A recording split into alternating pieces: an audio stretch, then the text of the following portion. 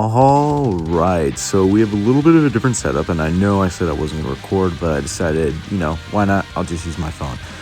Today we're going to be going over Soline Frost Ticket, and as you can see, right here now on the side, we have her actual abilities and like what she does just here on the side. I'm going to be using the free character just to test her out, and she's going to be a burst 1 character. Keep in mind she is a healer for the most part, and she does provide some damage boosts, but I'm gonna try to work a way to get better character buffs going, and I want to see if I can actually make her her healing to see really where it compares to other really good characters. So we got her. I'm going to be using Nikke, and then my first 3 character, I think I'm going to be using Roppy Red Hood, and then the other 2 characters, I am just going to be using the Bunny Girls. We're going to be doing that to try to see also in terms of healing capabilities where she is able to stack up with the Bunny Girls. So that is going to be the main focus and priority. Keep in mind, I am going to be pausing in terms of the burst. Once the burst limit is actually ended, we are going to be stopping to see where, damage is in itself, but also we should be able to see where healing is as well. But we got the burst animation here. It actually looks... That's kind of cool. That's the first time I've ever seen it. That is actually pretty sick. I don't think her healing is going to be on par with like favorite item Helm or other like really top tier healing characters, maybe even like Blanc, but we have to actually see where it is. So boom, we are done there. We can see, what is that, 260 healing, so it's not the greatest, but in terms of survivability capabilities, having that survivability is really good. Let me see here. What she actually provides is not really here because it is also honestly on her burst, so probably should check it in that sense. Taking a quick back look here, we can see that activates the start of the battle.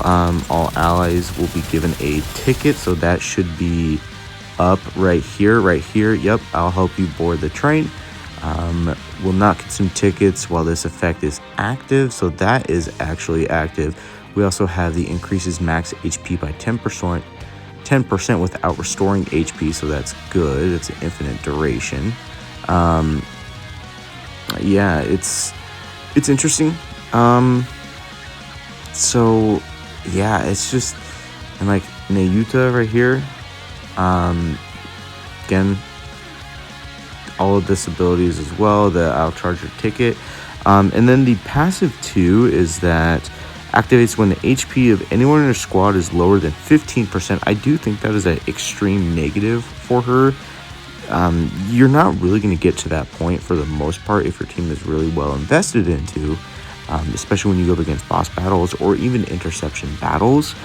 But once you do get to that threshold, you are going to be recovering the final max HP as a HP, 12.27%.